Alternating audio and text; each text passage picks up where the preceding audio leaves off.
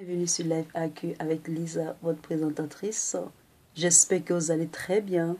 C'est un plaisir encore de vous avoir sur la toile.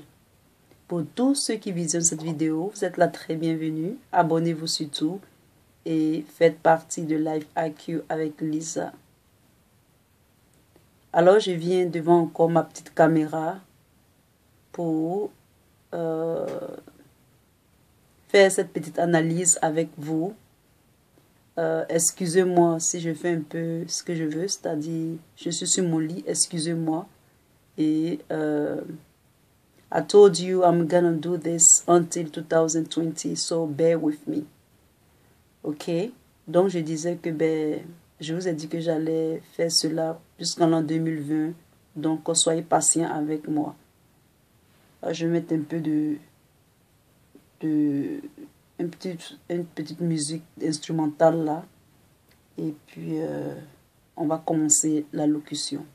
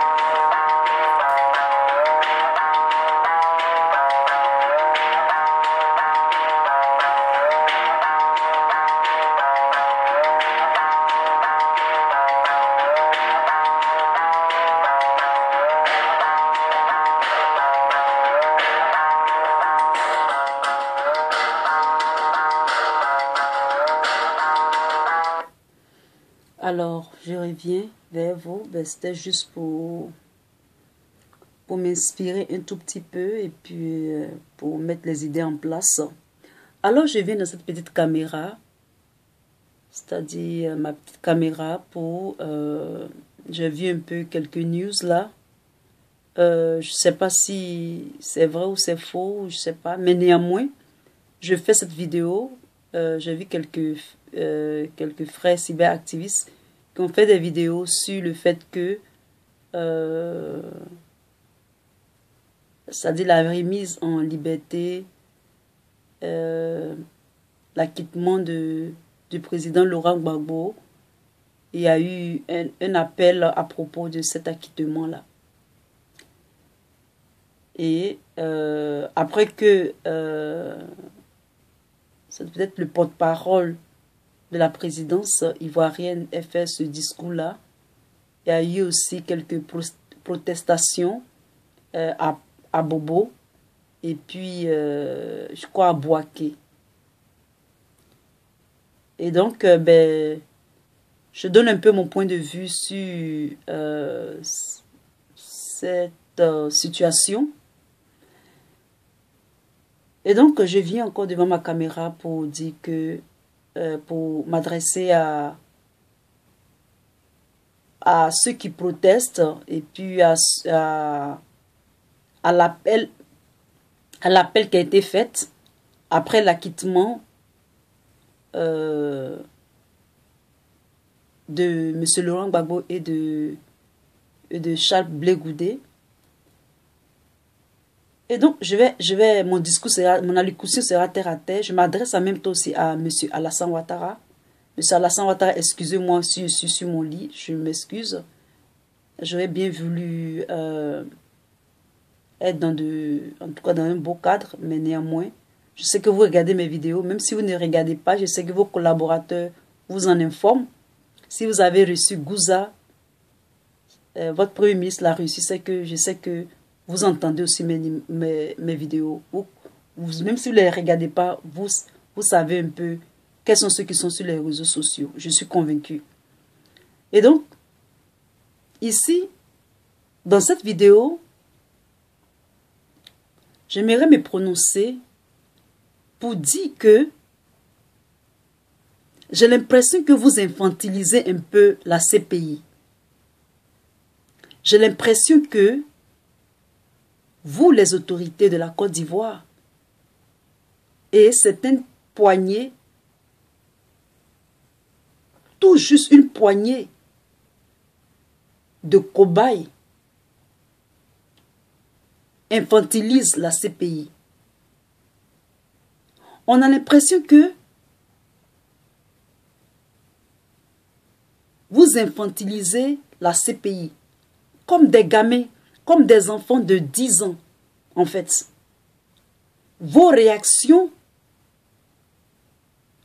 vos sensations et vos émotions dirigent la CPI. Ces deux êtres humains qui sont dans cette prison-là, ça fait 7 ans qu'ils sont là-bas. Je dis bien 7 ans, ce n'est pas 7 jours, ni 7 mois, mais 7 années, plein, que deux êtres humains sont dans cette prison de la CPI, entre 4 murs. Vous infantilisez la CPI. On a l'impression que le destin de la Côte d'Ivoire se trouve dans la main de la CPI, c'est-à-dire le pays, la Côte d'Ivoire, est tellement petit qu'il se trouve dans la main de la CPI et de l'Europe. L'Europe et puis la Côte d'Ivoire. Parce que la CPI, on sait que c'est la CPI. Mais qui tire les ficelles? C'est la France qui tire les ficelles. Vous infantilisez la CPI. Sachez que d'autres nations vous regardent. Le Japon vous regarde. La Russie vous regarde. Les États-Unis vous regardent. La Chine vous regarde. Et les autres pays africains vous regardent. On a l'impression que le destin de la Côte d'Ivoire se résume à vos sensations, vos émotions et surtout vos sauts d'humeur. Really? Le destin d'une nation. Parce que quelques cobayes, quelques désœuvrés d'un pays, d'un quartier précaire d'Abidjan ont manifesté, ou quelques désœuvrés d'une ville de Bouaké ont manifesté leur mécontentement. Pour cela, vous faites un discours que vous avez pris bonne note et que vous allez les dédommager. Mais si on va les dédommager, pourquoi ils protestent? Pendant 7 ans, vous n'avez pas donné une seule preuve assez minimale pour prouver quoi que ce soit. Et donc, votre problème, en fait, votre problème, c'est la personne même. C'est-à-dire la personne même du président Laurent Gbagbo et de Chapelet Goudé. Vous voulez les écarter, les mettre quelque part. Comme ça, vous êtes en paix. Mais la Côte d'Ivoire ne se résume pas à ces deux personnes-là seulement. Vous pensez que quand ils vont venir, ils vont faire tellement un grand poids que vos intérêts ou je ne sais pas quoi seront menacés. Je ne comprends pas. Vous qui protestez là, supposons qu'il y a eu palabre avec 2 enfants. Et le père arrive et il demande qu'est-ce qui s'est passé. Il y a un qui dit l'autre l'a mordu. Et l'autre, on lui demande qu'est-ce qui s'est passé. Il va dire je l'ai mordu. Il y a eu un conflit. Et il y a deux personnes. C'est-à-dire, il y a un groupe de personnes. Il y a deux groupes de personnes. Il y a eu confrontation. Les dégâts sont collatéraux. Il n'y a pas eu seulement que des morts dans un seul groupe. Et puis encore moi, ce qui est marrant, c'est que on juge une personne qui est seule. On ne voit pas ses opposants. On ne voit pas les appelants.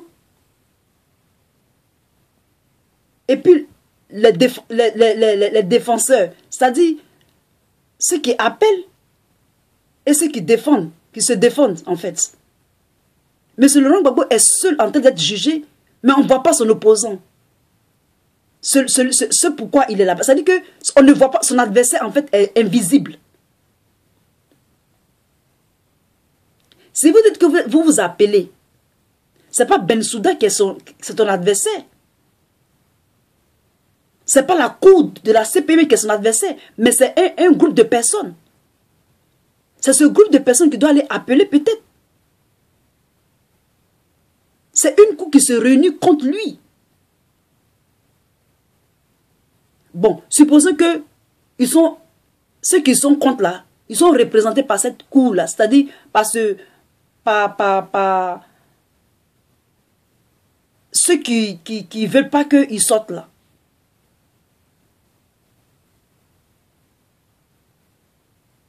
Mais vous ne l'avez pas prouvé. Et vous voulez le maintenir là-bas. C'est de la pure méchanceté.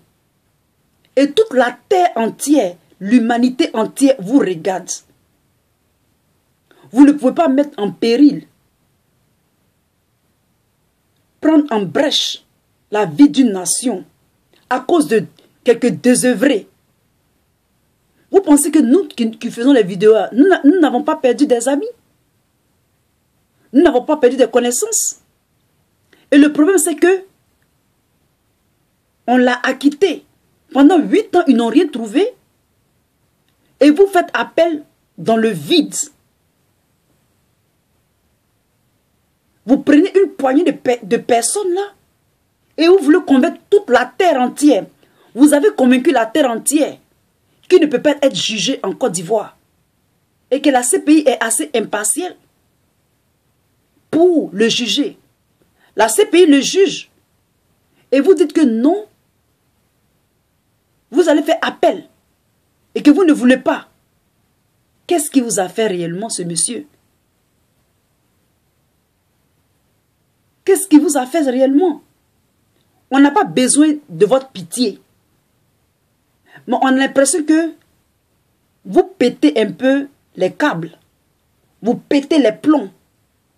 Il y a quelque chose dans votre cerveau qui a disjoncté.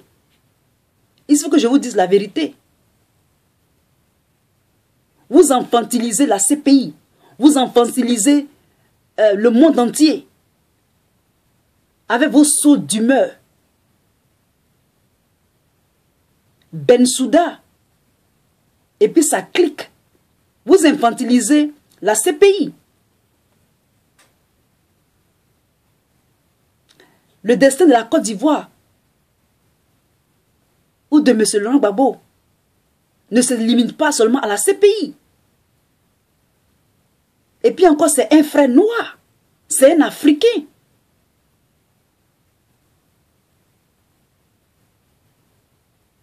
C'est ce qui prouve que la Côte d'Ivoire est annexée. Moi c'est ce que je dis tout le temps. De groupes de personnes ne peuvent pas se lever et puis diriger la majorité. C'est-à-dire, parce qu'ils ne sont pas contents. Alors qu'il y a eu des dégâts des deux côtés. Et pour cela, on essaie de les instrumentaliser. Et ça affecte la vie de deux personnes, de deux Ivoiriens, de deux de leurs frères. Est-ce que vraiment vous êtes des Ivoiriens? Et vous faites ça à un frère ivoirien. Vous pensez que les 8 ans ne sont pas assez pour qu'il sorte de la prison? C'est un Africain. Les Blancs même ont dit qu'on ne voit rien. Vous vous dites non que de le garder là-bas. Est-ce que dans votre tête là, ça va un peu? Ça ne va pas, je ne pense pas. Vous infantilisez la CPI. Vous infantilisez tous les pays du monde. Vous nous infantilisez, nous tous. Et c'est pathétique de votre part. Vos sauts d'humeur ne va rien changer. Parce que avant tout, parce qu'on ne va pas se laisser faire. Nous aussi, on va aller porter plainte pour tout ce que vous avez fait à nos parents, à nos amis, à nos connaissances. Sachez que le même bois qui a tapé Paul, c'est ce même bois-là qui va vous taper aussi. Il y a le revers de la médaille. Sachez ça. Sachez ça. Il y a toujours le revers de la médaille. Ne pensez pas que, comme M. Laurent Gbagbo n'est pas assez influent, comme vous le dites, et que ça va rester comme ça. Il y aura des pétitions aussi contre vous. Sachez-le. Ça n'a pas fini comme ça. La réconciliation, on va se réconcilier. Mais on va organiser des pétitions aussi, pour que vous aussi, vous allez à la CPI. Comme vous ne voulez pas que ça finisse là, nous aussi, on va porter plainte. Même si vous faites la guerre pendant 20 ans, il va rester un moment, cette guerre va finir, vous allez aller aussi à la CPI. Sachez-le. Comme vous dites que votre palabre, ça ne finit jamais, vous voulez éterniser cette histoire de M. Laurent Gbagbo, même la CPI même est fatiguée. C'est un grand ouf pour la CPI que ce problème se termine. Mais vous voulez éterniser ça. Vous pensez que la Côte d'Ivoire a ça que à faire. Et que le monde entier a ça que à faire. Il n'y a rien d'autre à faire. Le monde passe. Les choses passent. Le temps passe. Mais vous voulez vous éterniser dans cette situation-là. Le caïman a beau durer dans l'eau, il ne sera jamais un bois. Ou un bois a beau durer dans l'eau, il ne sera jamais un caïman. Vous essayez de cafouiller. Vous essayez de brouiller un peu les pistes. Mais arrivé à ce moment, vous allez répondre de vos actes. Sachez que vous n'allez pas vous dérober. Même M. Sarkozy n'a pas pu se dérober de ce qu'il a fait en France. Ni Bolloré. Et donc je ne pense pas que vous, M. Alassane Ouattara, vous allez vous dérober aussi. C'est pourquoi toujours, quand je vous fais des discours, en tant que citoyenne, en tant que quelqu'un qui est responsable, j'essaie de vous parler et de vous ramener à la raison. Malgré ce à quoi je ressemble, je vous parle toujours avec sagesse. De revenir toujours à de bons fins. Soyez clément. Soyez diplomate. Toujours je vous dis ça, M. Alassane Ouattara. Sachez que je parais jeune, mais je ne suis pas aussi jeune que ça. Vous instrumentalisez quelques-unes personnes. Vous n'êtes pas du tout loyal. C'est ce que j'observe. Vous n'êtes pas loyal. Au moment où les autres peuples sont préoccupés à avancer dans le temps, dans l'espace, dans les économies, vous voulez que la Côte d'Ivoire recule. Pas toujours en reculant. Une politique, il y a toujours de la diplomatie, de la négociation. Mais vous n'avez pas connu les sentiers de la négociation et de la diplomatie. Vous faites tout par la force. En 2019, au 21e siècle, vous êtes coriace et tenace dans vos erreurs. Au péril d'une nation.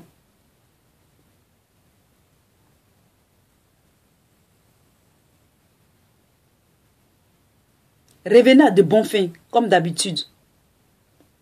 Ce n'est pas une poignée de désœuvrés qui vont retenir M. Laurent Gbagbo. Prenez la CPI au sérieux. Prenez la communauté internationale au sérieux. L'avenir de la Côte d'Ivoire ne se limite pas seulement à la France ou à l'Europe. Il y a d'autres nations aussi qui ont besoin de la Côte d'Ivoire. Le Japon a besoin de la Côte d'Ivoire. La Russie en a besoin. La Chine a besoin de la Côte d'Ivoire. L'URSS a besoin de la Côte d'Ivoire. Ou la Russie. Les États-Unis. L'Amérique du Sud. Tout le monde a besoin de la Côte d'Ivoire. Elle ne se limite pas à vous. À vous seulement. À ces désœuvrés-là.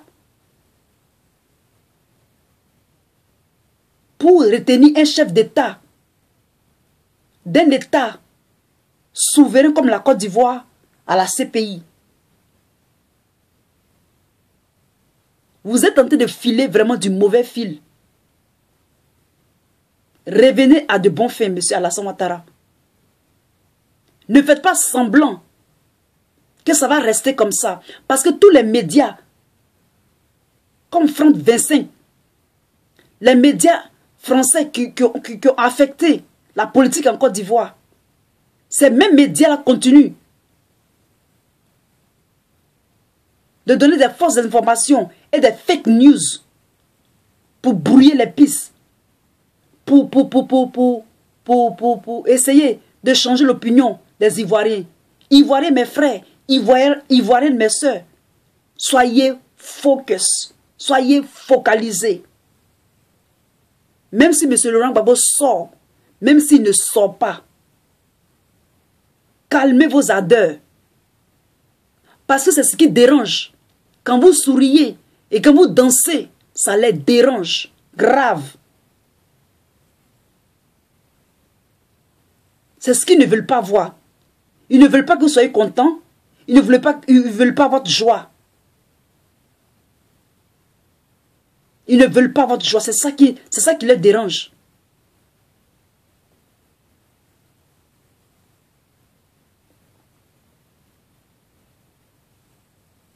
Mais sachez que on ne veut pas de votre pitié. On veut que le droit soit fait. La justice soit faite. Mais tôt ou tard, il va faire nuit pendant des années et des années millénaires. Un seul jour, il va faire jour. Ça prend un seul jour pour faire jour. Vous comprenez? Ça prend un seul jour. À bon entendeur, salut. C'était votre Lisa. À très bientôt. Bye.